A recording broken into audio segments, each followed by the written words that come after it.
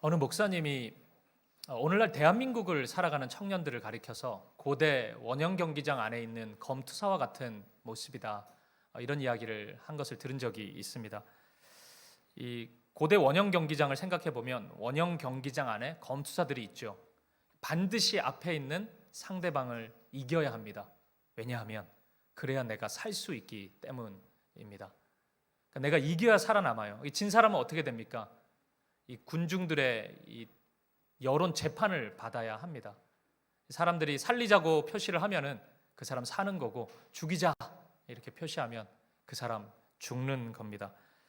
저는 이 모습이 오늘날 청년들의 모습, 그럴 수 있겠구나, 그런 모습이구나, 이렇게 동의하는 마음이 있습니다. 이 시대 대한민국 청년들은 어떤 그 아름다운 상상력과 고상한 정신을 가질 수 없는 획일화된 교육을 받으면서 이 서열을 매기는 이런 강압적인 교육 속에서 청소년 시절을 보내왔습니다.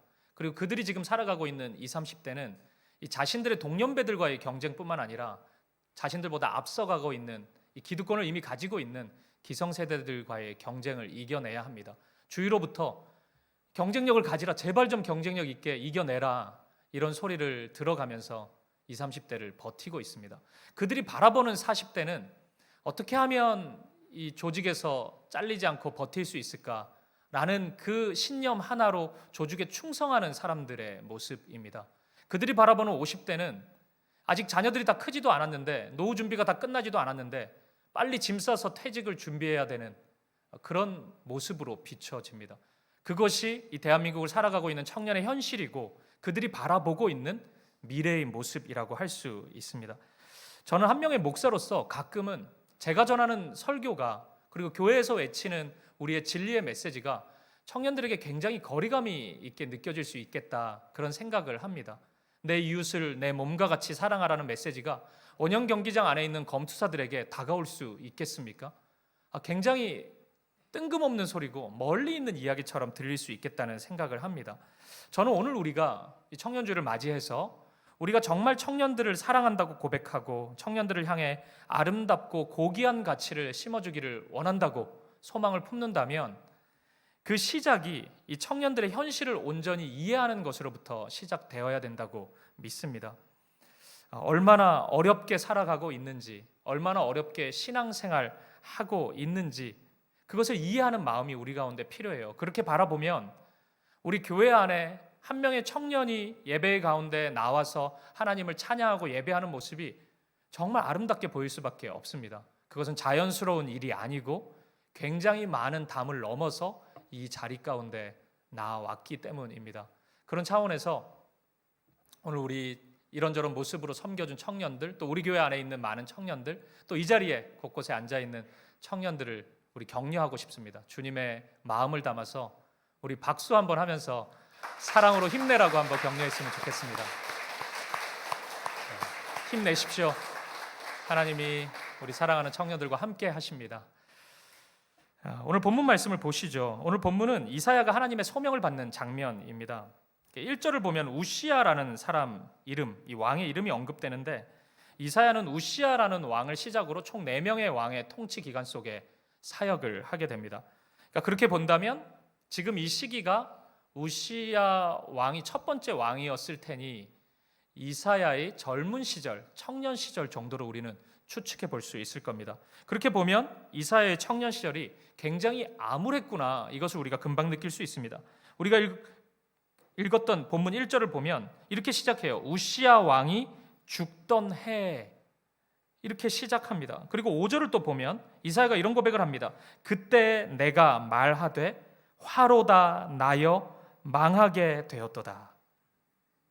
그러니까 나라의 입장에서 봐도 그렇고 이사야 개인적으로도 굉장히 큰 절망의 시간을 지금 보내고 있습니다. 그러니까 정말 어려운 시간이었나 봅니다. 실제로 우시야라는 왕은 세속 역사 속에서, 이스라엘 역사 속에서 바라볼 때 굉장히 성공적인 인물이었습니다.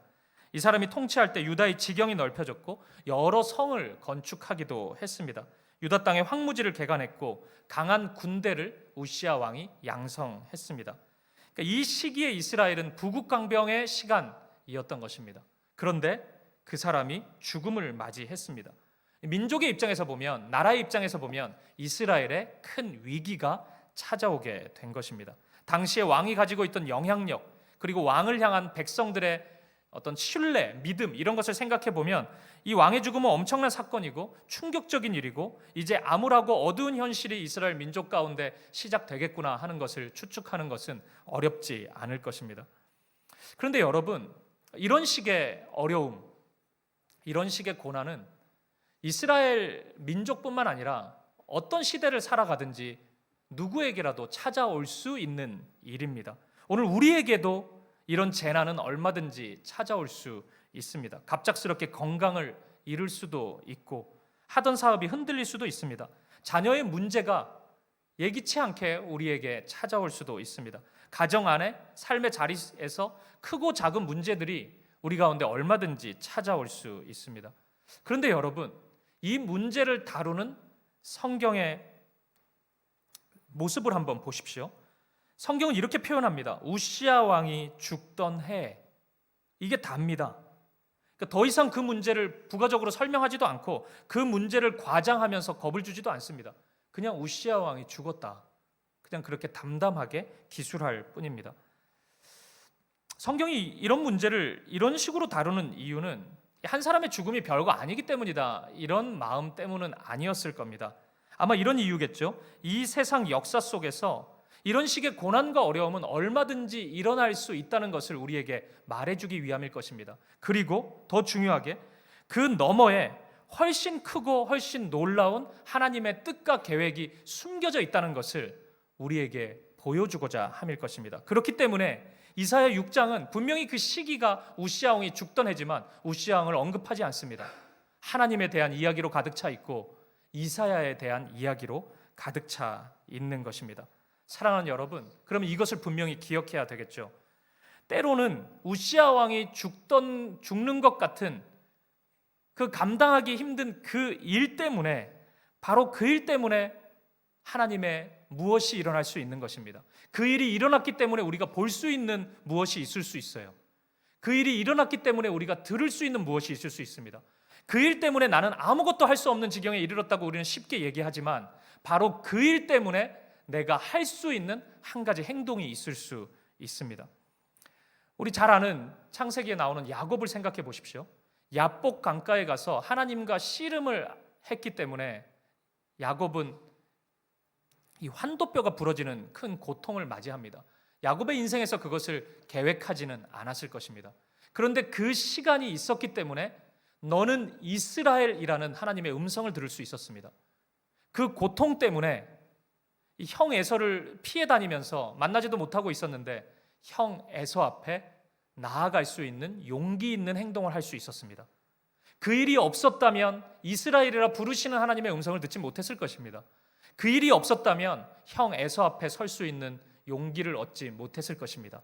하지만 그 일 때문에 볼 수 있었고 들을 수 있었고 한 가지 행동을 할 수 있었던 것입니다. 저는 오늘 하나님께서 이사야를 통해 저와 여러분에게 말씀하고 계신다고 확신합니다. 우시야 왕이 없기 때문에 여러분이 볼 수 있는 분이 있습니다. 우시야 왕이 없기 때문에, 그거 없어가지고 여러분은 슬피 울지 몰라도 그것 없기 때문에 여러분이 만날 수 있는 분이 있습니다. 그리고 하나님을 우리가 만난다면 그 하나님을 만났기 때문에 우리가 할 수 있는 그 시간의 행동이 분명히 있습니다. 특별히 우시야 왕이 죽던 해와 같은 그 절망의 시대를 보내고 있는 우리 청년들이 오늘 이사야가 누렸던 이 은혜를 누릴 수 있기를 바랍니다. 그리고 저와 여러분 모두가 이사야가 보았던 그분, 이사야가 행했던 그 일을 행할 수 있기를 주님의 이름으로 간절히 축복합니다. 오늘은 두 가지로 나누어서 생각해 보겠습니다. 첫 번째는 이사야가 보았던 것이고 두 번째는 이사야가 행했던 일입니다. 첫 번째입니다. 우시야 왕의 죽음이라는 현실 속에서 이사야가 볼 수 있었던 대상은 하나님이었습니다. 이사야는 하나님을 보았습니다. 다시 본문 6장 1절을 보십시오. 우리 같이 한번 읽어보겠습니다. 시작. 우시야 왕이 죽던 해 내가 본즉 주께서 높이 들린 보좌에 앉으셨는데 그의 옷자락은 성전에 가득하였고. 아멘. 우시야 왕이 죽던 해에 내가 본즉, 누구를요? 주께서, 주님을 보았습니다. 눈앞에는 우시아 왕의 죽음이라는 재난과 같은 현실이 벌어졌지만 그 결과 모든 사람들이 세상이 무너진 것처럼 반응하고 행동하고 있지만 이사야는 절망하지 않았고 이사야는 주저앉지 않았습니다. 오히려 바로 이 순간이 눈을 들어 하나님을 보아야 되는 순간임을 이사야는 알았습니다. 세상의 모든 것을 다 잃어버린 그 순간, 그 어떤 것도 의지할 수 없는 그 순간이 오직 하나님만을 의지해야 되는 순간인 것을 이사야는 알았던 것입니다. 그래서 이사야의 눈은 우시아를 향해 있지 않고 하나님, 거룩하신 하나님을 향해 있었던 것입니다. 그런데 여러분, 그 다음을 놀라지 마십시오. 바로 이 순간 이사야가 경험한 일은 우리의 기대, 우리의 예상과는 조금 다릅니다. 우리는 그러면 하나님이 위로해 주셨을라나? 격려해 주셨을라나? 용기를 주셨을까? 이런 생각을 가질지 모르겠습니다. 그런데 이사야가 경험한 것은 용기를 북돋아주는 하나님의 따뜻한 격려가 아니었습니다. 이사야가 경험한 것은 하나님의 거룩하심이었습니다. 그 거룩하심이 발산하는 나의 어두움, 그것을 바라보는 스스로에 대한 절망, 아픔이었습니다. 본문 5절 말씀을 한번 보시죠. 그때 내가 말하되 화로다 나여 망하게 되었도다. 나는 입술이 부정한 사람이요 나는 입술이 부정한 백성 중에 거주하면서 만군의 여호와이신 왕을 배었음이로다 하였더라. 아멘. 거룩하신 하나님을 만나여 이사야는 망하게 되었다고 절망스러운 감정을 호소하고 있습니다. 이것이 우시아 왕의 죽음의 그 영향력이 이제서야 이사야의 마음에 다가왔기 때문입니까? 시간이 좀 지나다 보니까 갑자기 현타가 왔습니까, 이사야가? 그게 아니죠. 하나님의 거룩하심이 주는 절망감입니다. 하나님 앞에 서보니 그 거룩하심을 바라보니 내가 얼마나 죄인인지를 본 것입니다. 비교적 이스라엘 백성들 누구보다는 내가 잘 살고 있었다 생각할지 모르지만 우리 중 어떤 인생이라도 그 누구라도 하나님의 거룩하심 앞에 서면 부정하고 더러운 것이 드러날 수밖에 없습니다. 더 나은 죄인, 더 못된 죄인, 차이가 있겠습니까? 다 죄인인 것입니다. 이사야는 그것을 경험한 것입니다. 그리고 이런 반응은 모든 인생이 주님을 만날 때 겪는 절망이라고 할 수 있습니다. 주님을 만나기 전에는 모르죠. 괜찮다고 생각하죠. 아무 문제가 없다고 생각합니다. 내가 잘 살아가고 있다고 생각합니다. 하지만 주님이 내게 다가오시면 주님의 그 빛이 내게 비춰지면 나의 더러움을 보게 됩니다. 어두움을 보게 됩니다. 캄캄한 방 안에서 아무것도 문제 없다고 생각했던 사람이 불이 켜지자 이런저런 더러운 부분이 보이고 먼지가 보이고 지저분한 쓰레기가 보이는 것과 마찬가지입니다. 우리의 삶의 그 어두움을 보게 됩니다. 그러면 누구라도 이런 고백을 하게 됩니다. 주님, 내게 가까이 오지 마십시오. 나는 부정하고 더러운 사람입니다. 나에게 오지 마십시오. 이런 고백을 드릴 수밖에 없습니다. 물론 오늘 우리는 너무나 편안한 마음으로 하나님께 나아갈 수 있는 자들입니다. 마치 자녀가 아버지에게 안기듯이, 마치 가장 사랑하고 가까운 친구에게 내 모든 고민을 토로하듯이 우리는 하나님께 나아갈 수 있습니다. 그런데 우리가 이런 은혜, 혜택을 누리는 것이 우리가 부정하지 않기 때문이 아닙니다. 우리의 모든 더러움을 예수님께서 대신 지시고 십자가에 죽으셨기 때문에 우리가 하나님 앞에 나아갈 담력을 얻었고 이 용기를 얻은 것이지, 하나님의 거룩하심이 훼손되었거나 우리가 조금 더 거룩한 사람이 되었기 때문이 아닙니다. 그렇기 때문에 우리는 절대 잊지 말아야 합니다. 하나님의 거룩하심을 잊지 말아야 합니다. 거룩하심은 본래 부정한 것과 절대 함께 할 수 없다는 것을 잊지 말아야 합니다. 그 거룩하심이 우리의 모든 어두움을 비춘다는 것을 우리는 잊지 말아야 합니다. 다메섹 도상에서 예수님을 처음 만났던 바울도 그런 경험을 했습니다. 바울의 이전까지의 삶은 더러움, 어두움 그 자체였습니다. 그런데 다메섹에서 예수님이 다가오십니다. 예수님의 거룩한 빛이 바울에게 비추기 시작합니다. 그리고 그 빛이 바울을 타격하자 바울은 그 자리에 고꾸라지고 맙니다. 어두움 속으로 들어가고 맙니다. 절망, 어두운 시간을 경험할 수밖에 없었습니다. 이것이 주님을 처음 만날 때 겪었던 바울의 감정이었습니다. 저는 오늘 우리에게 바로 이 경험이 중요하다고 생각합니다. 하나님의 거룩하심을 보는 것입니다. 내가 내 힘으로 내 인생을 살아갈 수 없다는 것을 인정하는 것입니다. 내가 죄인이라는 것을, 내가 어두운 자라는 것을 인정하는 것입니다. 하나님이 은혜를 베풀어 주시지 않으면 나는 단 한순간도 하나님을 위해 살아갈 수 없는 존재라는 것을, 하나님의 기쁨이 될 수 없다는 것을 인정해야 합니다.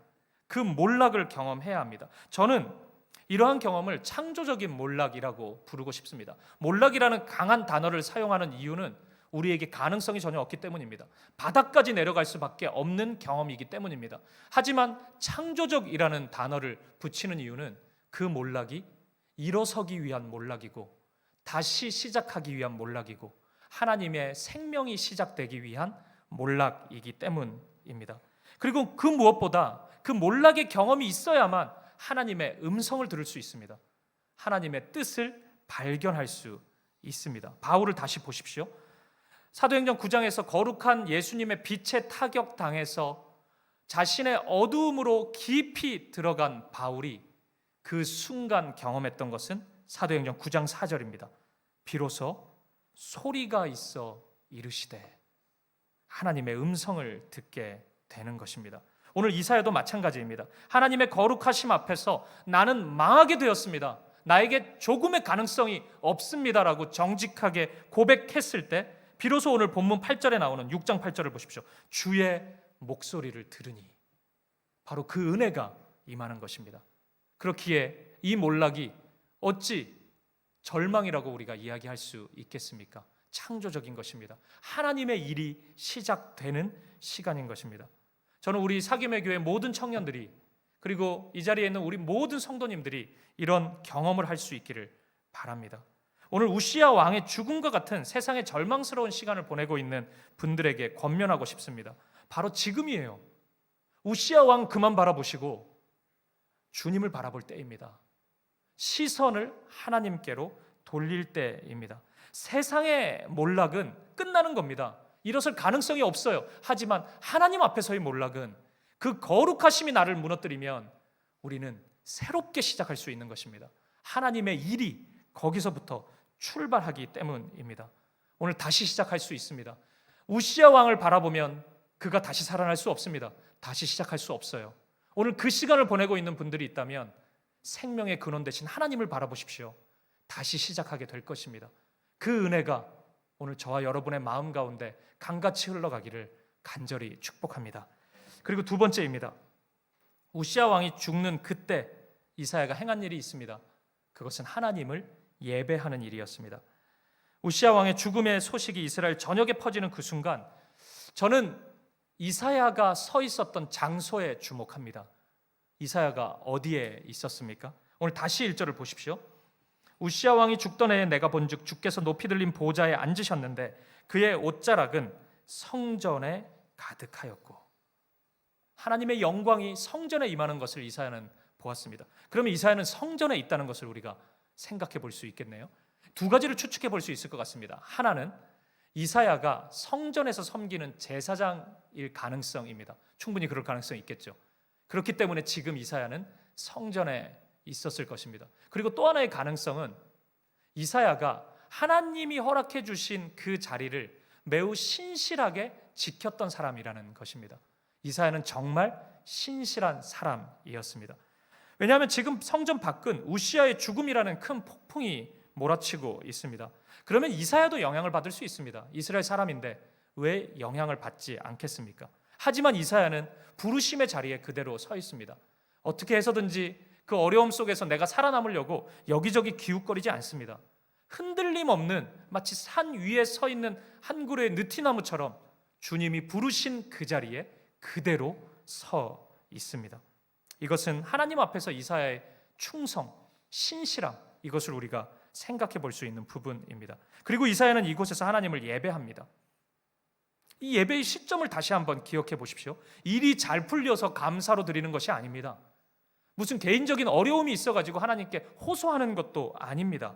단지 하나님은 예배받기 합당하신 분이시기 때문에, 하나님은 하나님이시기 때문에 이사야는 예배할 뿐입니다. 여전히 이 시간에도 하나님이시고, 이 시간에도 전능하신 분이시고, 이 시간에도 사랑의 하나님이시기 때문에 이사야는 마땅히 올려드려야 할 그 찬양과 경배를 올려드리고 있는 것입니다. 오늘 이 예배가 이사야에게 중요한 이유 무엇이겠습니까? 바로 이 예배 가운데 하나님의 소명을 받기 때문입니다. 모두가 세상의 흥망성쇠의 영향을 받으면서 세상이 요구하는 세상적 소명에만 관심을 가지고 있을 때 이사야는 하늘의 소명 앞에 서게 되는 것입니다. 오늘 여러분이 진심으로 하늘의 소명 앞에 서기 원한다면, 이 세상의 어떤 일들, 그 소명이 아니라 내가 정말 내 인생을 하나님이 원하시는 삶으로 나아가기 원하신다면 오늘 하나님을 바라보십시오. 그리고 하나님을 예배하십시오. 예배 가운데 하나님의 말씀이 들리기 시작할 것입니다. 예배의 자리로 주저하지 말고 나아가십시오. 하나님의 찬양이 가득 울려 퍼지는 그곳, 하나님의 말씀이 선포되는 그곳을 사모하십시오. 그 자리에 머물러 있다면 하나님의 음성이 들리기 시작할 것입니다. 그리고 여러분, 하나님의 소명이 들리면 그러면 된 것입니다. 그러면 염려할 필요가 없습니다. 그러면 된 것입니다. 왜냐하면 하나님의 소명은 우리를 향한, 나를 향한 말씀이기도 하지만 하나님의 약속이기도 하기 때문입니다. 하나님의 소명은 이런 것 아닙니까? 내가 너를 통해서 그 일을 이루겠다. 이것이 하나님의 소명 아니겠습니까? 우리는 나를 통해서에 집중하지만 그보다 더 우리가 위로받을 수 있고 힘을 얻을 수 있는 것은 내가 그 일을 이루겠다는 것입니다. 나를 통해서 그 일을 이루겠다는 약속인 것입니다. 이 약속의 말씀, 소명의 말씀이 우리 가운데 임하면 우리는 절대적으로 압도당할 수밖에 없습니다. 이 소명의 말씀 앞에, 약속의 말씀 앞에 서게 되면 우리는 절대 다른 행동을 하지 못합니다. 절대로 다른 길로 가지 못합니다. 예배의 중요성이 여기 있습니다. 우리가 하나님 아버지를 한 번 제대로 예배하기 시작하면 우리는 절대 다른 신 앞에 무릎 꿇지 못합니다. 하나님의 은혜를 한 번 경험한다면, 그 사랑의 말씀, 약속의 말씀을 진실로 한 번 경험한다면, 그 하나님의 거룩하심을 그냥 머리로 이해하는 것이 아니라 진실로 내가 경험한다면 우리는 절대 다른 길로 가지 못합니다. 절대 다른 신 앞에 무릎 꿇지 못하고 그 앞에서 다른 것을 구하지 못합니다. 오직 하나님께만 경배하고 하나님만을 찬양할 수밖에 없게 됩니다. 절대로 우시야 왕의 영향력 앞으로 들어가지 못하는 것입니다. 오늘 여전히 우시야 왕의 영향력 아래에 서서 헤어나오지 못하고 있는 분이 있습니까? 우시야로 상징되는 돈의 영향력, 권세의 영향력, 학벌의 영향력, 외모의 영향력, 그것에서 벗어나지 못하고 슬퍼하고 아파하고 눈물 흘리며 서 있는 분들이 있습니까? 그곳에서 나오셔야 합니다. 하나님의 영향력 안으로 들어오십시오. 하나님을 바라보시고 하나님을 예배하는 자리로 나아가십시오. 약속의 말씀을 들으십시오. 그러면 새 일이 시작됩니다. 오늘 저와 여러분의 삶에 그 은혜가 시작되기를 바라고, 오늘 우리가 드리는 이 예배가 하나님의 소명의 말씀이 선포되는 은혜의 시간이 되기를 주님의 이름으로 간절히 축복합니다. 그러면 이제 하나님께서 이사야에게 주신 소명이 무엇인지를 생각해 보겠습니다. 다시 우리 오늘 본문의 8절 말씀을 보시겠습니다. 같이 한번 읽어보겠습니다. 시작. 내가 또 주의 목소리를 들으니 주께서 이르시되 내가 누구를 보내며 누가 우리를 위하여 갈꼬 하시니 그때 내가 이르되 내가 여기 있나이다 나를 보내소서 하였더니. 아멘. 하나님께서 이사야에게 주신 말씀은 누가 나를 위하여 갈꼬입니다. 보십시오. 하나님의 소명은 우시야 왕의 영향력에 속하지 않는 것이지 그냥 그곳에서 영원히 떠나 있는 것은 아니었습니다. 다시 돌아가라 그러지 않습니까? 누가 나를 위하여 그곳으로 가겠냐고 다시 말씀하고 있지 않습니까? 왜 가야 합니까? 왜 그 끔찍한 곳에, 그 원형 경기장 같은 그런 곳에, 내가 살아남지 못하면 죽을 수밖에 없는 그런 곳에 왜 다시 돌아가야 합니까?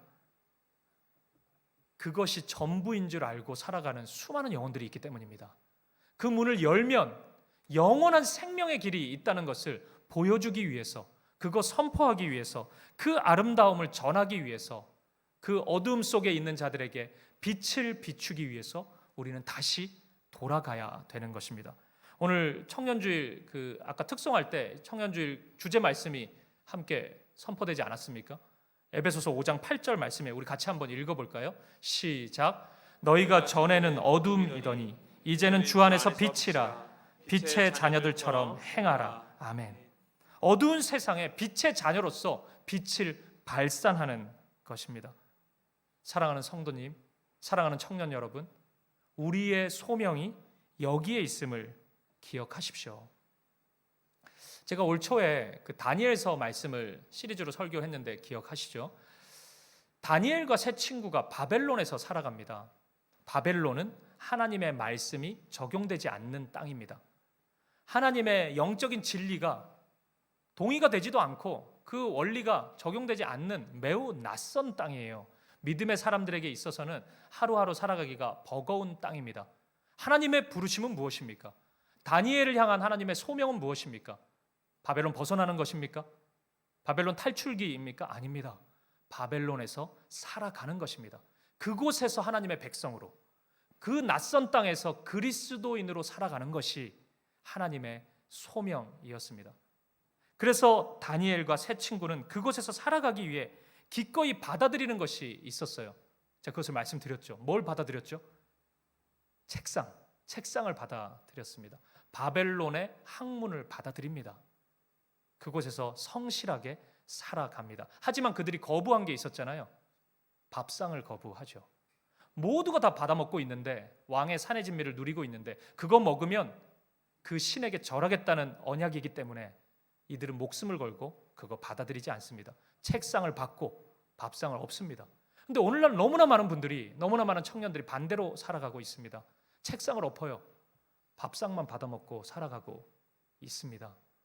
여러분, 그래서는 안 됩니다. 오늘 청년들이 이 자리에 있다면 여러분이 서 있는 자리에서 신실하셔야 합니다.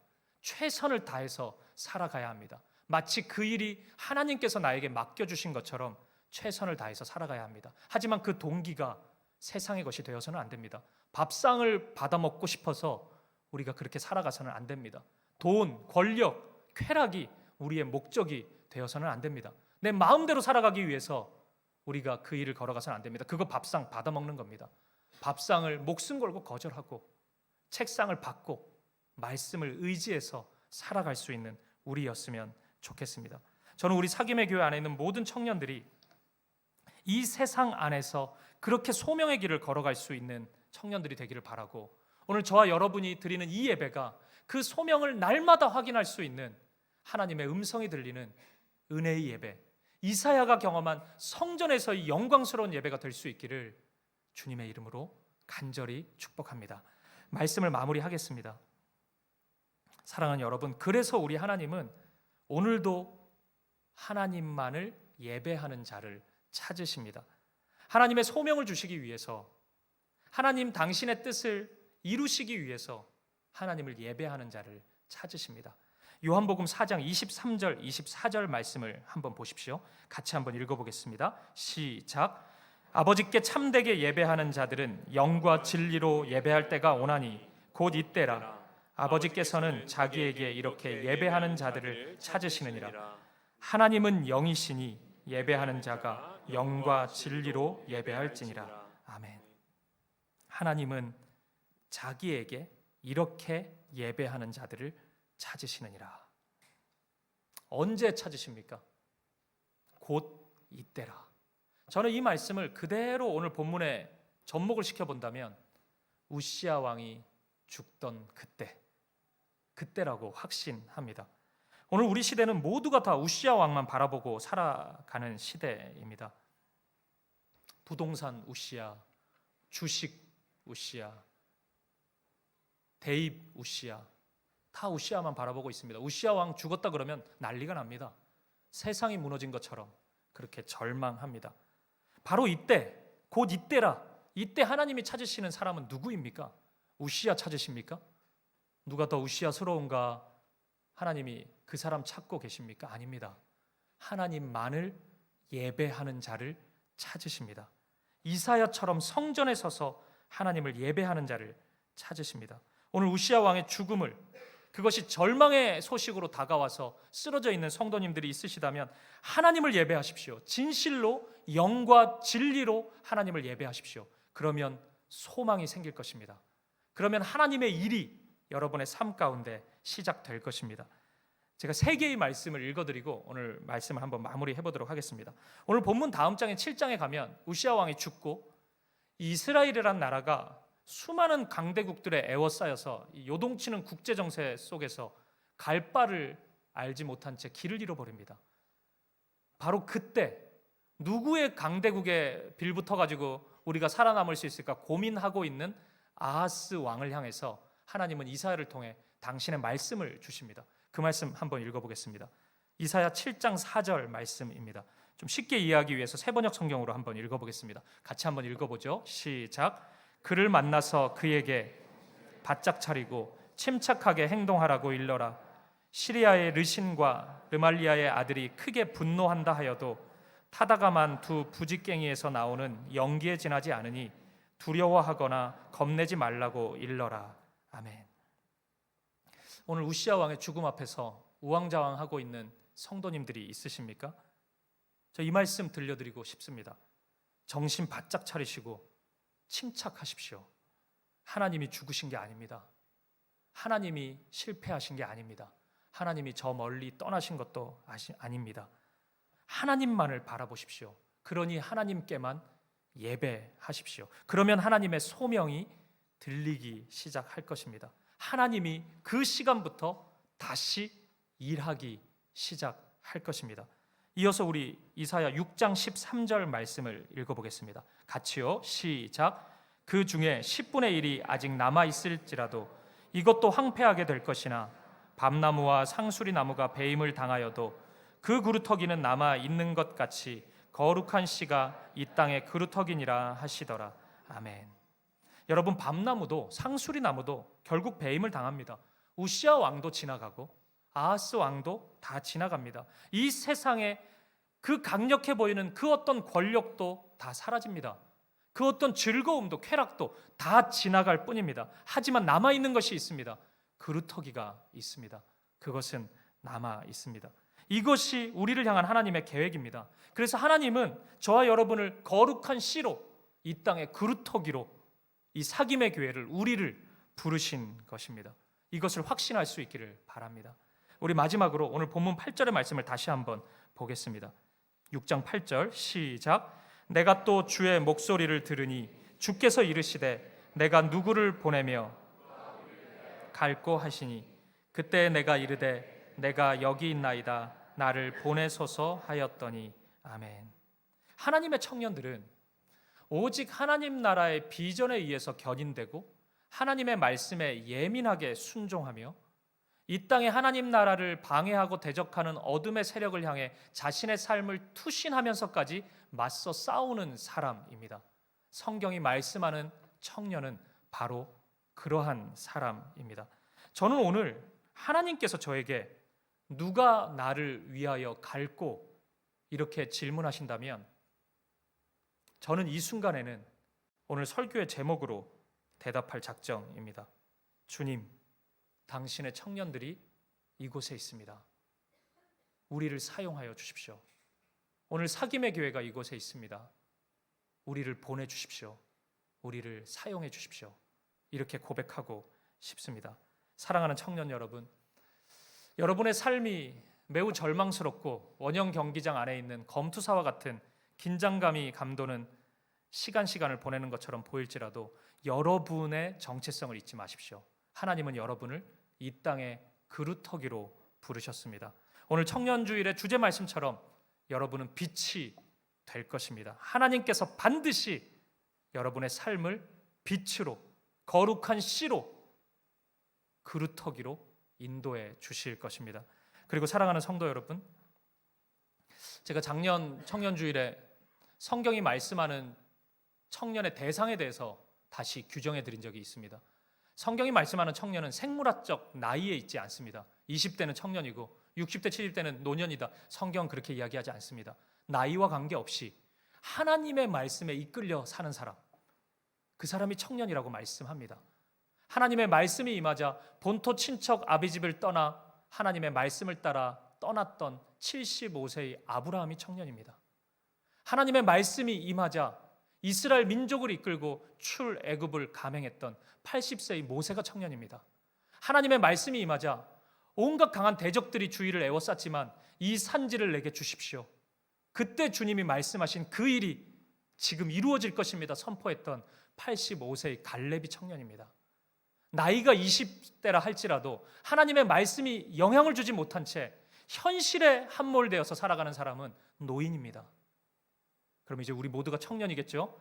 이제 청년들만을 위한 말씀이 아니고 오늘 나를 위한 말씀이 되었습니다. 사랑하는 청년 여러분, 어떤 순간에도 우시야 왕이 죽는 그 순간이 찾아온다 할지라도 주님을 바라보십시오. 주님을 예배하십시오.